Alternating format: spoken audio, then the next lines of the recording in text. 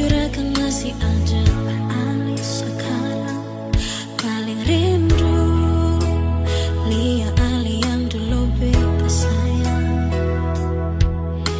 Dia yang sekarang betul saya bilang saya masih akan bisa sama dengan Ali sayang.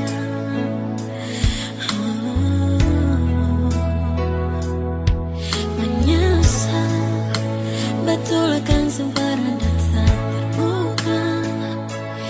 Dia baik sing lagi sama dulu waktu di awal kan.